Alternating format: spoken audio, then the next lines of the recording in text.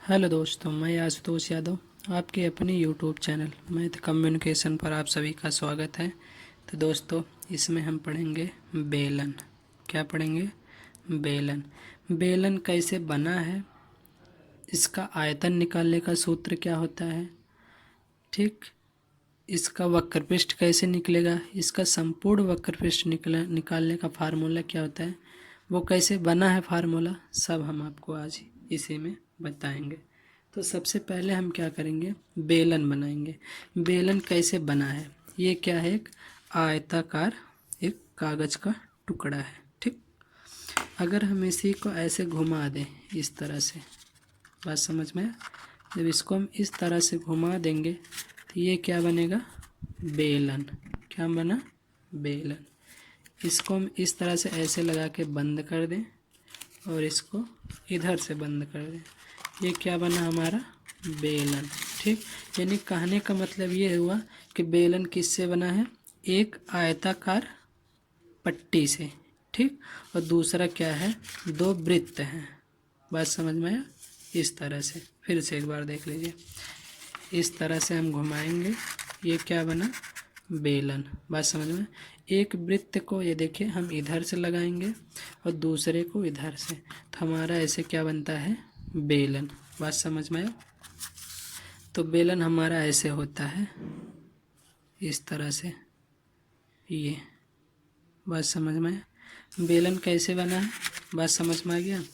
तो ये क्या है? आयत की लंबाई है, ये क्या है? चौड़ाई है। बात समझ में आया? तो बेलन का हम क्या निकालते हैं? जो बेलन की चौड़ाई, जब हम बेलन बना लेते हैं ऐसे देखिए, तो हमारा क्या हुआ? ये बेलन का क्या हुआ? ये नीचे वाला भाग किस आकार का? वृत्त के आकार का। नीचे वाला भाग क्या है? वृत्त के आकार का। यानी ये जो आयत की लंबाई थी ये किस आकार की हो गई? वृत्त के आकार की। और जो चौड़ाई थी ये क्या हो गई? बेलन की ऊंचाई हो गई। बात समझ में आया? तो हम यहाँ से क्या निकालेंगे? बेलन के आयतन का सूत्र। क्या निकालेंगे? आयतन का सूत्र। तो बेलन का आयतन बराबर होता है, बेलन का आयतन हो जाएगा, ये क्या होगा?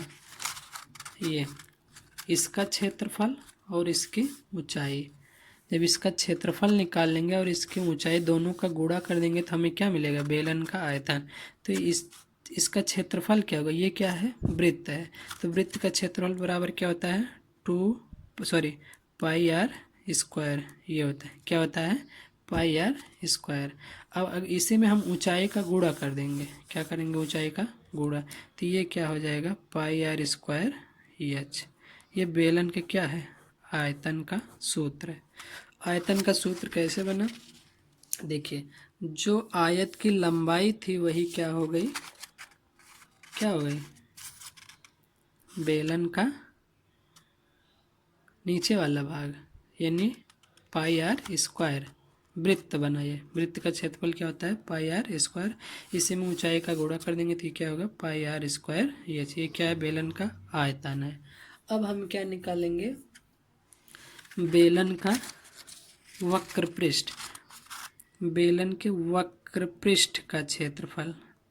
वक्रपृष्ठ का क्षेत्रफल। वक्रपृष्ठ क्षेत्रफल मतलब क्या होता है कि ये वाला भाग, ये वाला, इसका क्षेत्रफल निकालेंगे। इसका क्षेत्रफल कैसे निकलेगा? देखिए, ये क्या है? आयत है। आयत का क्षेत्रफल क्या होता है? जब इसको हम खोल देंगे तो हो जाएगा आयत, यानी इसका अगर क्षेत्रफल निकाल लेंगे आयत का तो यही क्या होगा हमारा? ऐसे कर देंगे तभी वही क्षेत्रफल होगा।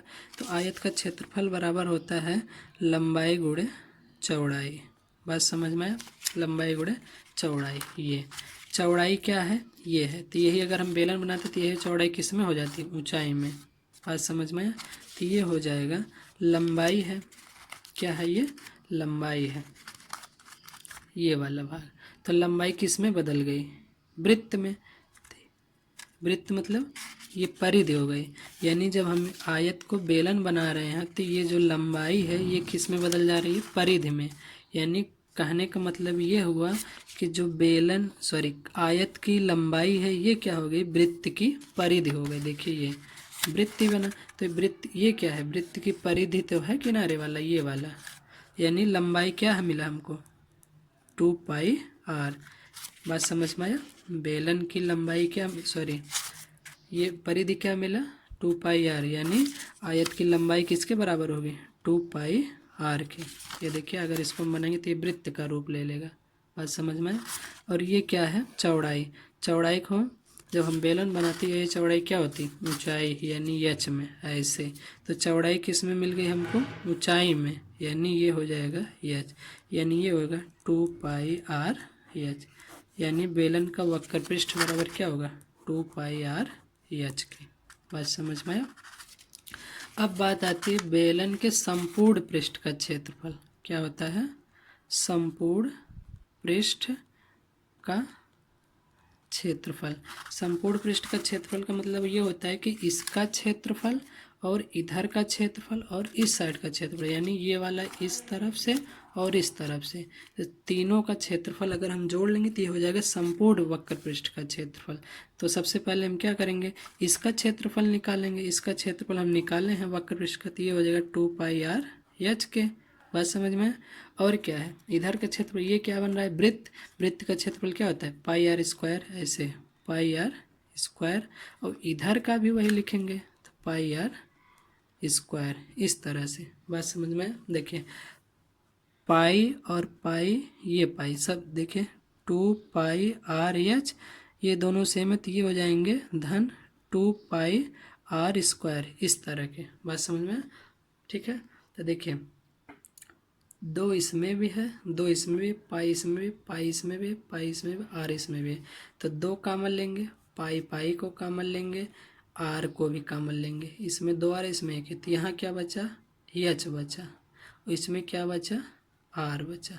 इस तरह से ये क्या हो गया बेलन के संपूर्ण वक्र पृष्ठ का क्षेत्रफल, यानी इसका भी और इसका भी। इस तरह से बेलन के संपूर्ण वक्र पृष्ठ और बेलन के आयतन का सूत्र निकल के आता है। बात समझ में आया।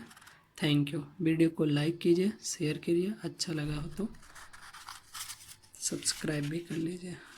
धन्यवाद।